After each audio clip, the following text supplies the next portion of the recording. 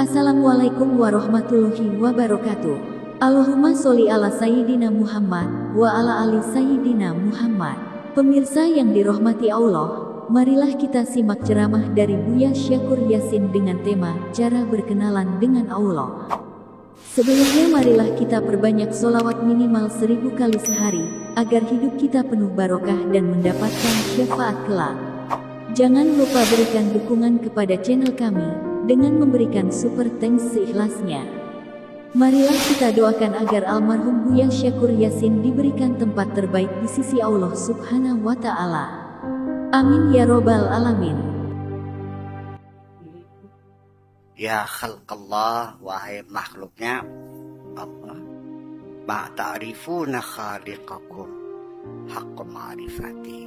Kamu masih belum mengenali sang penciptamu dengan pengenalan yang sebenarnya.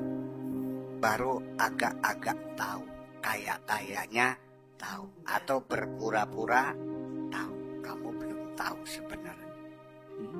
In kana li fil qiyamati syai'un indallah azza wa jalla. Andaikan aku ini nanti di hari kiamat punya sesuatu, pemberian dari Allah, diberi satu kekuatan, la ahmilanna athqalakum min awwalikum ila akhirikum. Niscaya akan kupikul semuanya beban kamu dari sejak dahulu kala sampai akhir zaman. Saya pikul semuanya.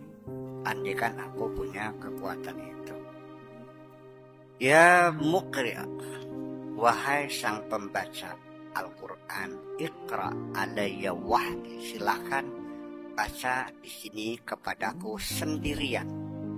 Ayo sok baca sendirian. Min duni ahli samawati wal ard, tanpa disaksikan oleh siapapun penduduk langit dan bumi ini. Yuk kita baca sendirian. Kullu man ya'malu bi'amalihi.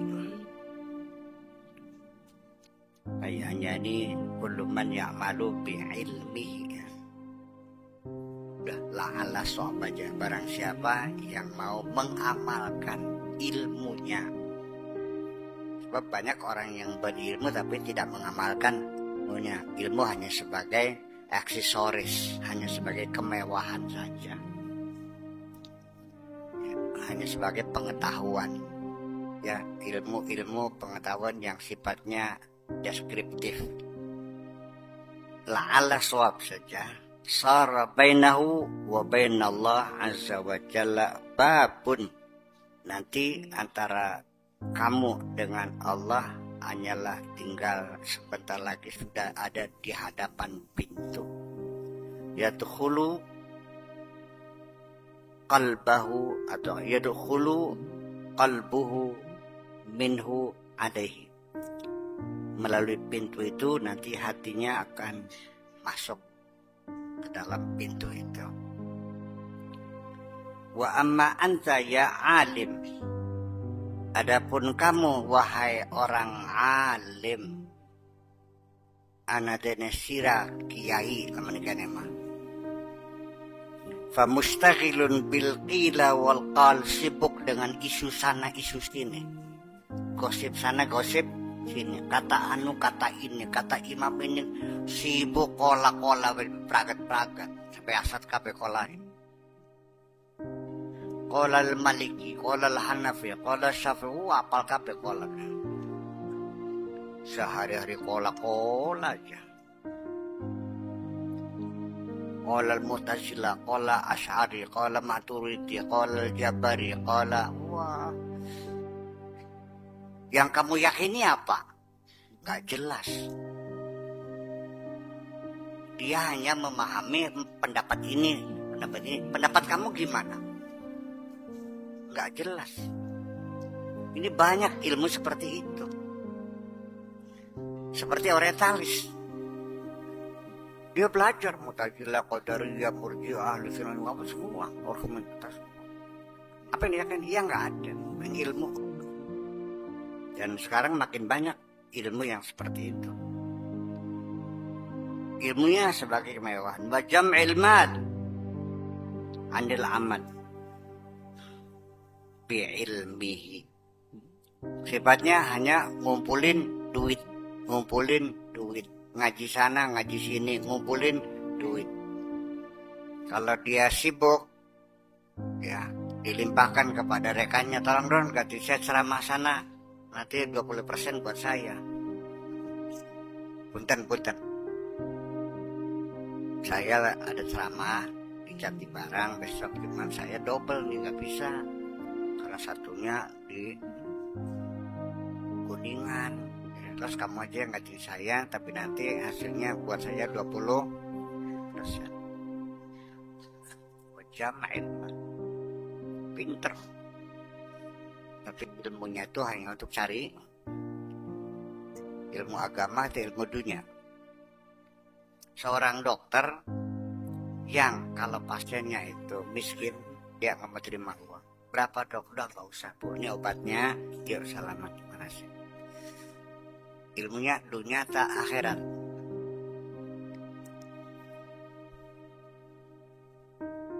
Ya kan? Ya itulah persoalannya. Kita jangan tertipu.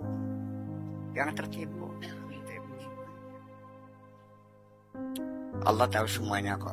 Allah tidak bisa kamu tipu. Allah tahu semua. Perilaku kamu Allah tahu semua. Tahu diri aja lah. Itu. Ini bukan kata saya, ini kata Syabdul Qadir Jalan ini. Saya hanya menerjemahkan aja.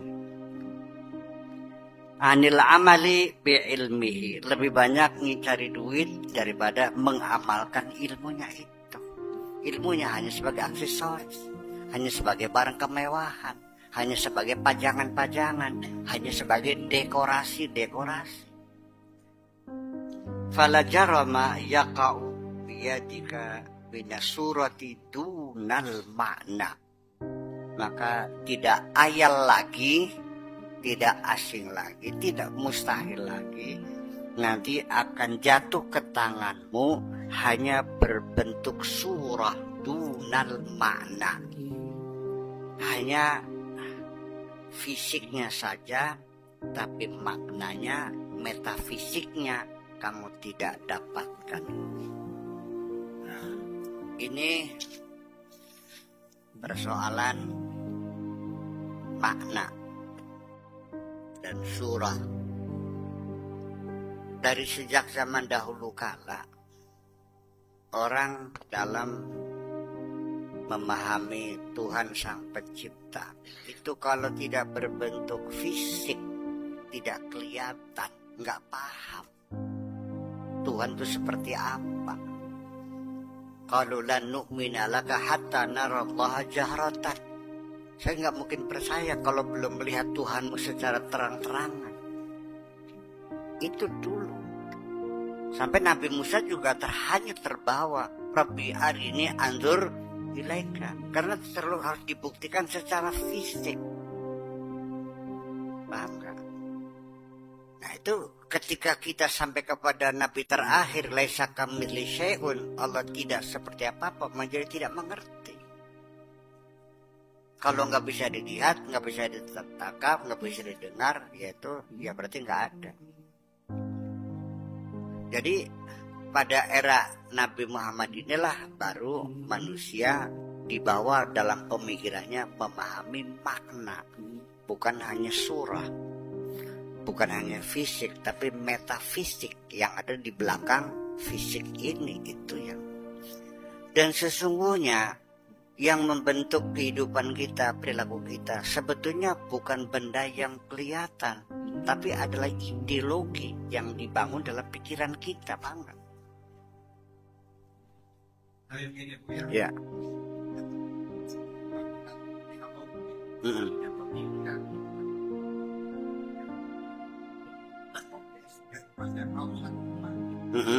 Pertama yang tidak disebabkan oleh sebab yang lain. Iya. Iya. Ada terminologi menurut dia juga pernah mengatakan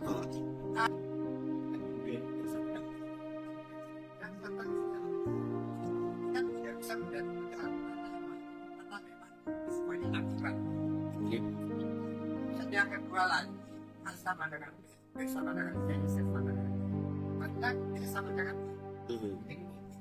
yang ingin menjadi Tuhan nama memang yang sebagai manusia laki juga sama dengan dia sama dengan dia. Nah ini barangkali kalau sesi daripada penyebab yang pertama kalau memang ini dari dasar sama dari tapi kita artinya membuktikan secara konkret atau secara realitas atau belum bisa diklarifikasi. Sekarang saya mau jujur aja. Orang yang tidak percaya adanya Tuhan, saya meyakini dia tidak akan bisa membuktikan secara pasti bahwa Tuhan tidak ada. Iya kan? Dan orang yang bertuhan pun tidak akan bisa membuktikan Tuhan itu ada secara physically. Kalau kita berpikirnya secara fisik, secara musakhasat, artinya musakhasat itu yang berbentuk ya, ini musakhasat, itu tidak akan mampu memahaminya. Jadi orang-orang yang sudah berpikir secara mujarradat, sudah tidak terikat lagi dengan fisik. Sesungguhnya kita pahamnya namanya DPR itu adalah parlemen, Dewan Perwakilan Rakyat. Tugasnya adalah sebagai lembaga legislatif. Orang kampung yang sederhana berpikir baru tingkatan musakhasat. Yang dia tangkap hanya orang-orang yang keluar masuk di gedung itu. Lihat bangkunya, kursinya, lampunya, gedungnya, gajinya, rumah dinasnya. Ya kan? Dia tidak bakal bisa menangkap bahwa ini lembaga legislatif. Lembaga legislatif tidak bisa dilihat mata. Itu konsep. Lembaga itulah yang mengeluarkan undang-undang yang mengikat kehidupan kita bersama. Dan itu lembaga tidak terikat dengan gedung, dengan manusia. Bisa berganti kapan saja lembaga. Dan di mana lembaga legislatif, kita tidak bisa menunjukkan di sini tempatnya di mana. Di meja ini, oh itu mejanya Pak Fadlizon. Ini, oh ini lembaganya Pak Hamzah. Oh ini mejanya ini. Ya di mana legislatifnya? Adalah dalam pikiran kita. Pak Jokowi dipilih secara konstitusional. Sifat konstitusionalnya Pak Jokowi terpilih bisa dilihat mata nggak? Bisa. Sekalipun kita buktikan hasil rekapan pemilunya, itu kan yang diangkat. Legalitasnya bukan di sini, tapi kekuasaan yang tidak bisa dilihat oleh mata. Ini kita cek alam mujarradat. Ya, sampai nanti masalah aras, masalah kursi, masalah kolam. Kamu kan musakhasat ini, kiranya kolam seperti ini. Itu kan keputusan. Kursi itu kan kekuasaan yang tidak bisa dilihat. Jadi harus ya itulah makanya kita sulit untuk mengajak orang berpikir secara abstrak itu. Ya kalau memang dia belum mampu. Makanya terjebak semua agama dulu selalu Tuhan itu diwujudkan dalam bentuk tomtekon, dalam bentuk pohon, dalam segala macam. Karena bagaimananya nggak kelihatan. Bisa ditangkap pemirsa. Seperti begitulah kira-kira. Jadi ya susah. Nah, ketika Anda nanya, Pak Syakur kenal Tuhan? Ya kenal. Coba ceritakan seperti apa? Ya saya nggak mampu untuk menceritakan Tuhan saya. Karena Tuhan saya tidak seperti apa-apa, teman. Dan kalau dia tidak seperti apa-apa, bagaimana saya menerangkannya? Mungkin yang saya terangkan perasaan ya apa yang saya rasakan. Kalau saya ceritakan, tidak mungkin Anda bisa menangkap perasaan saya seperti yang saya rasakan. Seperti saya mengagumi seorang perempuan yang cantik. Saya ceritakan, Anda pasti tidak akan bisa mengagumi perempuan itu seperti saya mengagumi. itu seperti itu. Jadi disitulah suatu wilayah yang ketika kita sudah masuk kepada ma'ani, alamul ma'ani, itu ya disitulah satu kelas-kelas kemanusiaan dalam kecerdasan berpikir. Semua ide-ide besar itu nggak ada bentuknya. Nggak beli. Demokrasi, kayak apa sih demokrasi? Kayak apa bentuknya? Ya tataran, iya bagaimana yang nggak kelihatan, tapi itu konsep pemikiran. Paham begini? Nah makanya ketika dinama amru idza arada syai'an yaqulu lahu kun fayakun, memang Allah bicara dengan mulutnya, lalu kun ada kaf dan nun, itu tidak seperti itu. Artinya Allah itu kalau menciptakan, apapun yang keluar adalah berupa kalimat dan terjadi. Kalimat Allah itu wujudi, hak wujudnya benar ada, bukan dalam imajinasi. Ada. Dan semua yang cipta itulah namanya kalimat Allah. Iya kan? Kemudian lagi,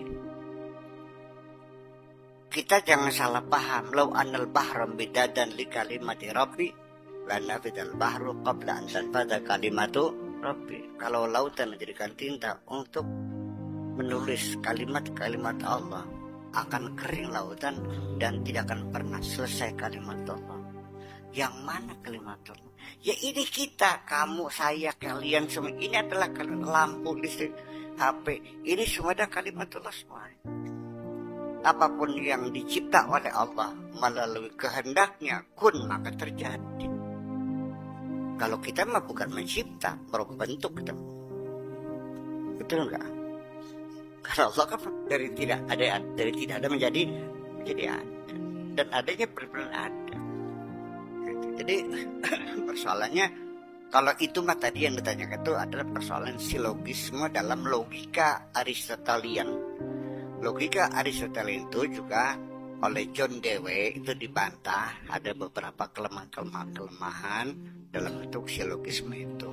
Kenapa? Orang kadang-kadang kurang teliti menguji hubungan antara A sama dengan B.